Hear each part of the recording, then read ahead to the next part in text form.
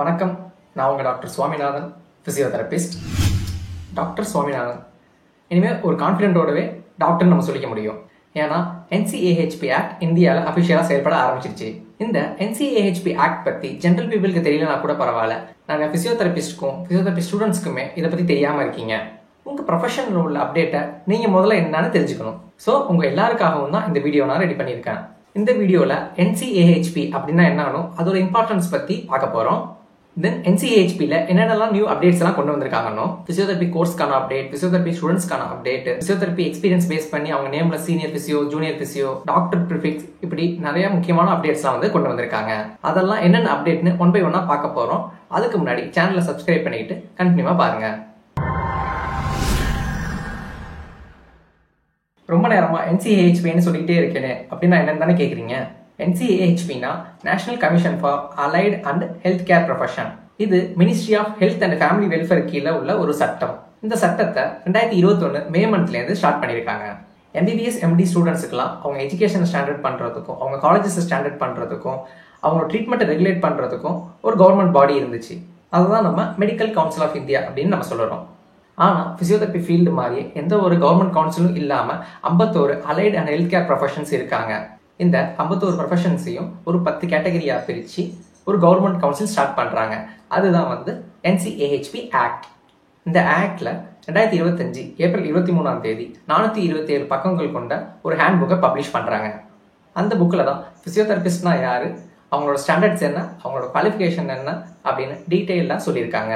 அதெல்லாம் என்னன்னு one by ஒன்னா நம்ம பார்க்க போகிறோம். 427 பக்கத்துக்கு அவங்க ஃபிசியோதெரபிஸ்ட் பற்றி நிறையா சொல்லியிருக்காங்க. ஆனால் இந்த வீடியோவில் நம்ம முக்கியமான 7 பாயிண்ட்ஸ் மட்டும் பார்க்க போகிறோம்.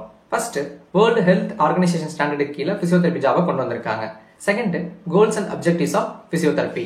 Third, practice setting for physiotherapist. Fourth, physiotherapist titled as doctors. Fifth, nomenclature. Sixth, education of physiotherapy. லாஸ்டா, scope of jobs for physiotherapy. இப்போ சொன்ன இந்த 7 டாபிக்லையும் ஒன் பை ஒன்னா டீட்டெயிலாக பார்க்க போகிறோம்.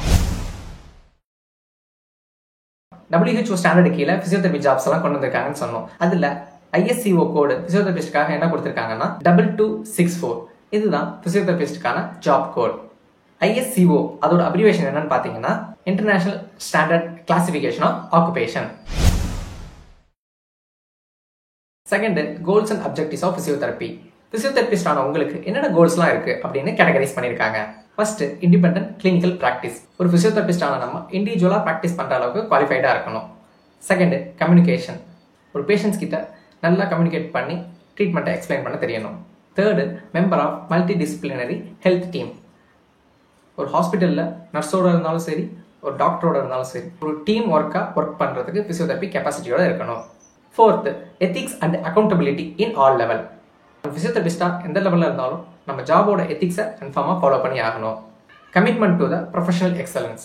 என்னதான் எல்லாரும் எர்ன் பண்ணுறதுக்காக படித்தாலும் நம்ம ஜாபில் ஒரு கமிட்மெண்ட் கன்ஃபார்மாக இருந்தே ஆகணும். Sixth, leadership and mentorship. எந்த இடத்துல நீங்கள் இருந்தாலும் லீடர்ஷிப் அண்ட் மென்டர்ஷிப் உங்களுக்கு கன்ஃபார்மாக இருந்தே ஆகணும். Seventh, social accountability and responsibilities. Eighth, scientific attitude and scholarship. இது முக்கியமாக MPT பண்ணுறவங்களுக்கும் PhD பண்ணுறவங்களும் கன்ஃபார்மாக ஃபாலோ பண்ணி ஆகணும். Ninth, life long learning. இப்பயுமே நான் எப்படி படித்து உங்களுக்காக டீட்டெயில் கலெக்ட் பண்ணி சொல்லி கொடுத்துட்டு இருக்கணும், அதே மாதிரி நீங்களும் லைஃப் லாங் வந்து பேஷண்ட் பார்க்கறதுக்காகவும் உங்கள் நாலேஜ் அப்டேட் பண்ணுறதுக்காகவும் நீங்கள் படிச்சுக்கிட்டே இருக்கணும். Third, practice setting for physiotherapist.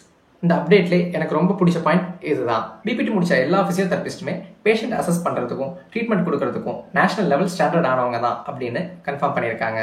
Then physiotherapist are the primary and first contact health care profession அப்படின்னுமே அறிவிச்சிருக்காங்க. ஸோ நம்ம ஒரு பேஷண்ட்டை எந்த ஒரு ஃபிசிஷியன் ரெஃபரனும் இல்லாமல் டேரெக்டாக கன்சல்ட் பண்ணி ட்ரீட்மெண்ட் கொடுக்க முடியும்.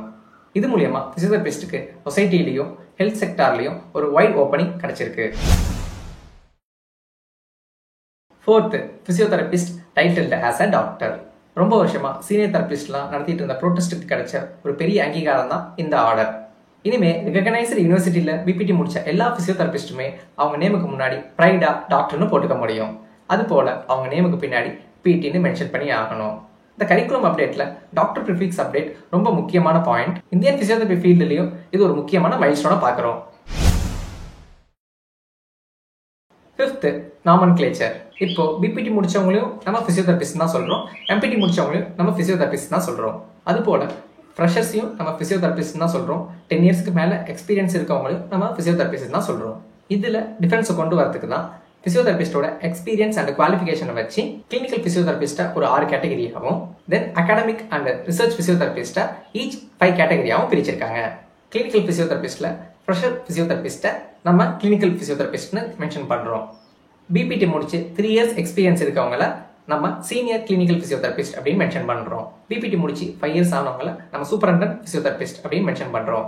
எம்பிடி முடிச்சுட்டு சூப்பரண்டன்ட்டா 8 இயர்ஸ் எக்ஸ்பீரியன்ஸ் இருக்கவங்கள நம்ம சீஃப் பிசியோதெரபிஸ்ட்னு கூப்பிடுறோம். எம்பிடி முடிச்சுட்டு சீஃப் பிசியோதெரபிஸ்டா 5 இயர்ஸ் எக்ஸ்பீரியன்ஸ் இருக்கிறவங்கள நம்ம டைரக்டர் ஆஃப் பிசியோதெரபி டிபார்ட்மெண்ட் அப்படின்னு கூப்பிடணும். அகாடமிக் பிசியோதெரபிஸ்ட் பொறுத்தவரையும் நீங்க எம்பிடி கம்ப்ளீட் பண்ணியிருந்தா மட்டும்தான் டீச்சிங் ஸ்டாஃபா போக முடியும். ஸோ ஃப்ரெஷர்ஸ் எம்பிடியை நம்ம அசிஸ்டன்ட் ப்ரொஃபஸர்னு சொல்றோம். அசிஸ்டன்ட் ப்ரொஃபஸரா 3 இயர்ஸ் எக்ஸ்பீரியன்ஸ் இருக்கிறவங்கள நம்ம சீனியர் அசிஸ்டன்ட் ப்ரொஃபஸர் அப்படின்னு சொல்றோம். பிஹெச்டி கம்ப்ளீட் பண்ணி 5 இயர்ஸ் சீனியர் அசிஸ்டன்ட் ப்ரொஃபஸரா ஒர்க் பண்ணியிருந்தீங்கன்னா உங்களை அசோசியேட் ப்ரொஃபஸர்னு கால் பண்ணுவாங்க.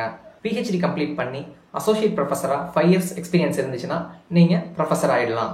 பிஹெச்டி கம்ப்ளீட் பண்ணிட்டு 5 இயர்ஸ் நீங்க ப்ரொஃபஸரா ஒர்க் பண்ணியிருந்தீங்கன்னா நீங்க காலேஜுக்கு டீனா மாற முடியும். ஃபைனலா ரிசர்ச் பிசியோதெரபிஸ்ட்டை scientist C, D, E, F, G அப்படின்னு 5 கேட்டகரியா பிரிச்சிடுறாங்க.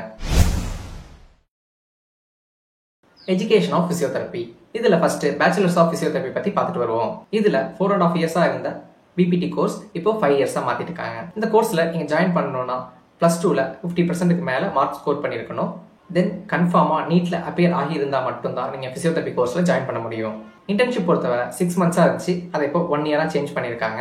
இந்த இன்டர்ன்ஷிப் டைம்லயும் ஸ்டூடெண்ட்ஸுக்கு ஸ்டைஃபன்ஸ் கொடுக்கறதா அறிவிச்சிருக்காங்க. இந்த பிபிடி கோர்ஸ் பத்தி ஃபுல் டீடைலா வீடியோ போட்டிருக்கோம். அதை மேல இன்ஃபோ பட்டன்ல கொடுக்குறேன், டிஸ்கிரிப்ஷன்லயும் லிங்க் கொடுக்குறேன், அங்கேயும் நீங்க கிளிக் பண்ணி ஃபுல் வீடியோ பார்த்துக்கலாம். தென் மாஸ்டர் ஆஃப் பிசியோதெரபி பொறுத்தவரையும் 2 இயர்ஸ் கோர்ஸ், அதுக்கு நீட் கம்பல்சரி கிடையாது. ஆனால் நீங்கள் பிபிடியில் 50% மேலே மார்க் ஸ்கோர் பண்ணியிருக்கணும். நீங்கள் எந்த காலேஜில் ஜாயின் பண்ண போறீங்களோ அந்த காலேஜில் ஒரு ரிட்டன் எக்ஸாம் எழுத வேண்டியது இருக்கும். அது மட்டும் இல்லாமல் அந்த காலேஜ் டீனோட நீங்கள் இன்டர்வியூ அட்டன் பண்ணுற மாதிரி இருக்கும். அவங்க செலக்ட் பண்ணால் தான் நீங்கள் அந்த காலேஜில் எம்பிடி கோர்ஸ் ஜாயின் பண்ண முடியும். பிஹெச்டி பொறுத்தவரையும் 3 வருஷத்துலேருந்து 5 வருஷம் course. Scope of job for physiotherapist. இது வரைக்கும் பிசியோதெரபிஸ்ட் எங்கெல்லாம் ஒர்க் பண்ணலாம் அப்படிங்கிற ஒரு ஸ்டாண்டர்டான ரூல் எதுவுமே கிடையாது. இந்த அப்டேட் அதை பற்றி கிளியராக எக்ஸ்பிளைன் பண்ணியிருக்காங்க. ஸோ பிசியோதெரபிஸ்ட் எங்கெல்லாம் ஒர்க் பண்ணலான்னு லிஸ்ட் டவுன் பண்ணி சொல்லியிருக்காங்க. அதை வாங்க பார்ப்போம். Physiotherapy service network, doctor, nurse, dentist இது போல் யார் கூட வேணா சேர்ந்து நம்ம நெட்வொர்க்காக ஒர்க் பண்ண முடியும். Second, early identification centres. மூணாவதா ரூரல் ப்ரிவென்ஷன் கேர் சென்டரில் பிசியோதெரபிஸ்ட் ஒர்க் பண்ண முடியும். 4வது பிசியோதெரபி இன் உமன் ஹெல்த். 5வது கம்யூனிட்டி பேஸ்டு ரீஹாபிலிட்டேஷன் சென்டர். 6வது எர்கனாமிக் கேர் ப்ரோக்ராம்ஸ். 7வது ஸ்போர்ட்ஸ் இன்ஜுரி கேர் சென்டர்ஸ், இங்கேயும் கூட பிசியோதெரபிஸ்ட் ஒர்க் பண்ண முடியும். 8வது பீடியாட்ரிக் கேர் யூனிட், சில்ட்ரன்ஸ்க்காக ஸ்பெசிஃபிக்காக பிசியோதெரபிஸ்ட் ஒர்க் பண்ண முடியும். 9வது preventive physiotherapy care in IT industries. 10வது role of physiotherapy in geriatric health, வயதானவர்களுக்காக ஸ்பெசிஃபிக்காக பிசியோதெரபிஸ்ட் ஒர்க் பண்ண முடியும். Role of physiotherapy in oncology and cancer survivors, cancer cure ஆன பேஷண்ட்ஸுக்கு பிசியோதெரபிஸ்ட் ஒர்க் பண்ண முடியும். 12வது role of physiotherapy in India defence service, army, navy போல டிஃபென்ஸ் சர்வீஸில் கூட பிசியோதெரபிஸ்ட் ஒர்க் பண்ண முடியும். 13வது எமர்ஜென்சி கேர் அண்ட் ஐசியூ. 14வது preventive care in schools and college, school காலேஜஸ்லையும் சரி பிசியோதெரபிஸ்டால ஒர்க் பண்ண முடியும். ரிசர்ச் சயின்டிஸ்ட், பிஹெச்டி கம்ப்ளீட் பண்ணவங்க ரிசர்ச் சயின்டிஸ்டாக கூட போகலாம். 16th hospital administrative service. 17th space and oceanography. 18th Indian administrative service, IAS கூட போகலாம். 19வது insurance team and consultant administration, ஒரு இன்சூரன்ஸ் டீமில் கூட பிசியோதெரபிஸ்டால ஒர்க் பண்ண முடியும். 20th லாஸ்ட்டாக டிசாஸ்டர் ப்ரிவென்ஷன் அண்ட் மேனேஜ்மெண்ட். இப்போ சொன்ன எல்லா இடத்துலையுமே பிசியோதெரபிஸ்டால ஒர்க் பண்ண முடியும். இது வரைக்கும் NCAHP சைட்லேருந்து பிசியோதெரபி ஃபீல்டுக்கு கொடுத்த அப்டேட்ஸ் எல்லாம் முடிஞ்ச அளவுக்கு சொல்லியிருக்கோன்னு நினைக்கிறேன். வேறு ஏதாச்சும் அப்டேட்ஸ் நான் மறந்துருந்தாலும் மிஸ் பண்ணியிருந்தாலும் கமெண்ட் செக்ஷனில் சொல்லுங்கள். உங்களுக்கு வேறு எதுவும் டவுட் இருந்தாலும் கமெண்ட் செக்ஷனில் கேளுங்க. மறக்காமல் சேனலை சப்ஸ்கிரைப் பண்ணிக்கிட்டு உங்களுக்கு தெரிஞ்ச எல்லா பிசியோதெரபிஸ்ட்டுக்கும் இதை ஷேர் பண்ணுங்கள். நீங்கள் மட்டும் தெரிஞ்சுக்கிட்டா பார்த்தாது, எல்லாருமே தெரிஞ்சு கற்றுக்கட்டும். See you in the next video. Thank you.